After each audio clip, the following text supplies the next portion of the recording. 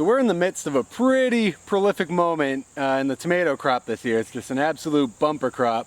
And I just wanted to share some basic tips that if you're having trouble with tomatoes, especially if you're just starting out, you're not sure how to go about it, these will go a long way towards getting your soil great and getting your tomatoes great.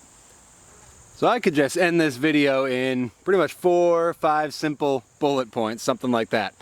Compost, mulch, staking, timely, intelligent watering, and variety selection. So compost, I mean, we make a lot. If you're not making your own compost, this is something you really need to start doing for just starting to prep for next year. We make this in our chicken yard. I've detailed this in some videos I'll link to up here. We're in a hot, dry part of the year, and we still have some decent moisture in here.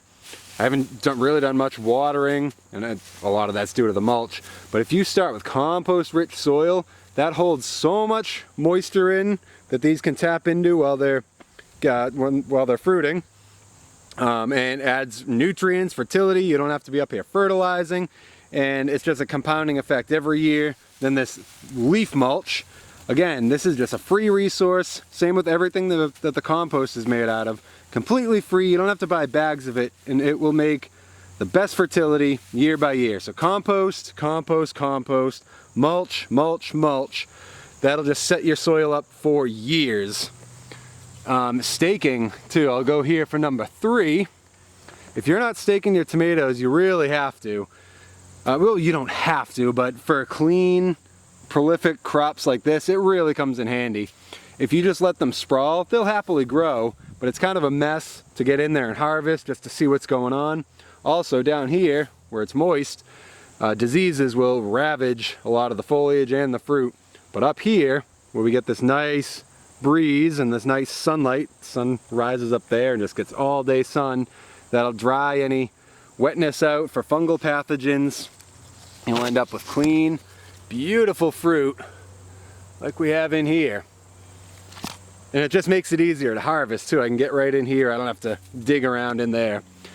Timely watering is key, especially when it comes to these little cherry tomatoes, especially thin, delicious ones like Sun Golds. Too much water all at once, if you were to water, then you get a rain, these will actually split. The plant soaks up so much water that the fruit can't handle it. It splits right open, falls down, bugs get into it, and it's just nasty. So I water deeply when I plant them. Then generally around that time they're getting a decent amount of rain anyway to fuel their growth.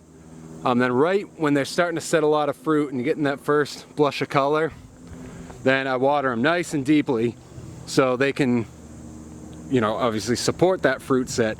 But don't do it too much because that'll dilute their flavor. You could say the same things about things like watermelon over here. It's a beautiful orange watermelon.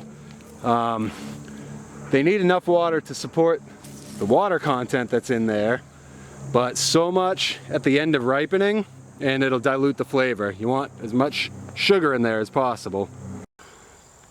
This patch isn't quite as ripe, but I just wanted to highlight the amount of fruit here. A lot of this has to do with variety selection.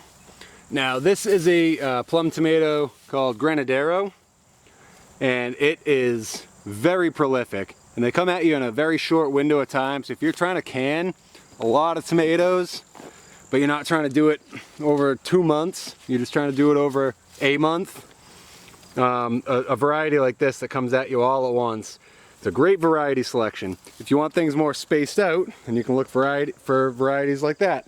Well anyway, I should probably shut up and get back to harvesting, which is what I came out here to do in the first place. So let me go do that, but thanks for watching, and I hope these tips help you guys if you're having trouble with your tomatoes. These go a long way towards giving you a bountiful crop of clean, beautiful, healthy tomatoes. Thanks for watching.